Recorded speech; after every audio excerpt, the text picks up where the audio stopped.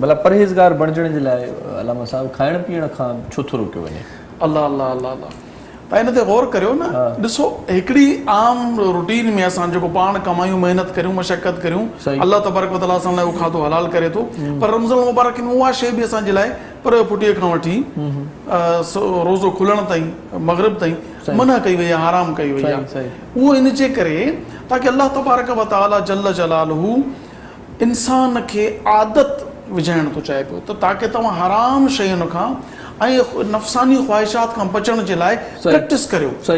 व अम्मा मन ख़ाफ़ मक़ाम रब्बिही व नहा नफ़्स अनिल हवा फ़इन्नल जन्नत हियल मावा। रब काइनात क़ुरान पाक में इरशाद फरमाए जेको पंहिंजे अल्लाह जे आॾो बीहण खां ॾिनो, मतिलबु सभिनी खे अल्लाह जे आॾो बीहणो आहे, उन वक़्त खां ॾिनो ऐं पंहिंजे नफ़्स खे ख़्वाहिश खां रोकियईं त बेशक जन्नतियुनि जो टिकाणो आहे। नफ़्स खे ख़्वाहिश खां रोकणो आहे ताकी असां इन्हनि ॾींहंनि में प्रैक्टिस करियूं त जीअं असां हलाल खाधे खे तर्क करियूं था ताकी असां पंहिंजे नफ़सानी ख़्वाहिशात खे कंट्रोल करण में कामयाब थियूं त जीअं अॻिते हली करे जॾहिं रमज़ान जा रोज़ा ख़तमु थी वञनि हराम शयुनि खां बचण जी प्रैक्टिस आई आहे। तव्हां हलाल खां बचण जी कोशिशि कयो कुझु वक़्त जे लाइ, हमेशह लाइ नथो चई, पिरे पुठी खां वठी रोज़ो खुलण ताईं प्रैक्टिस करियो, हलाल खां बचो, कुझु बि न खाओ, कुझु बि न पीओ ऐं जिमा न करियो ऐं जेको आहे उन तरफ़ न वञो। उन सां इहो थींदो जो तव्हां उन खां पोइ हराम कारी खां बचंदव, बल्कि पाण में सुठियूं आदतूं अची वेंदियूं। सुठियूं आदतूं विझण जे लाइ, बुरियूं आदतूं कढण जे लाइ हलाल शयूं बि इन्हनि ॾींहंनि में मना थी वेंदियूं। सुभान अल्लाह।